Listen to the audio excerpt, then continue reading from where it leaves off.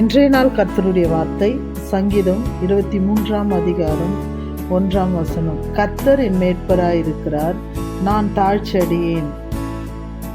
தாவீது தேவனை அவருடைய மேய்ப்பராய் எண்ணி அதில் மகிமைப்படுகிற மகிழ்ச்சியாயிருக்கிற ஒரு தருணம் தான் அந்த வசனம்.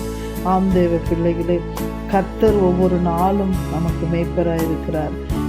அவர் நமக்கு வேண்டிய மேய்ச்சல் அண்டையில் நம்மளை கொண்டு போகிற தேவனாயிருக்கிறார்.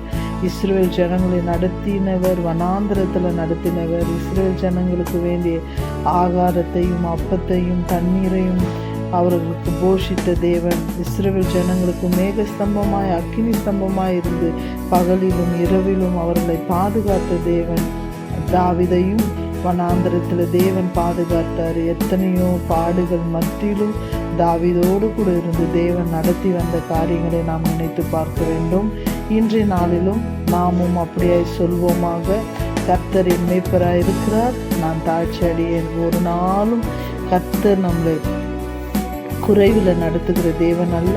அதை விசுவாசித்து அதை உணர்ந்து நமக்கு உண்டான ஆசீர்வாதத்தை பார்த்து நாம் சொல்லணும்.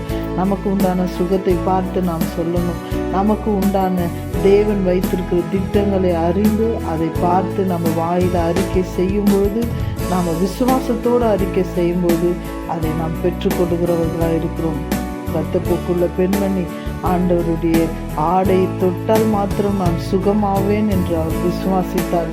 அந்த நாளில் கர்த்தர் அவருக்கு ஒரு நல்ல மேய்ச்சலாக இருந்தார். ஆண்டவருடைய ஆடையை தொட்ட மாத்திரத்திலே அவள் சுகமடைந்தார். ஆம் தேவ பிள்ளைகளே, அந்த ஒரு விசுவாசம் நமக்குள்ள இருக்கும் பொழுது இந்த நாள் நீங்கள் எதெல்லாம் விசுவாசித்து ஆண்டவர் சமூகத்தில் ஜெபிக்கிறீங்களோ அந்த இடத்துல ஒரு மேய்ச்சல் நீங்கள் பார்ப்பீங்க.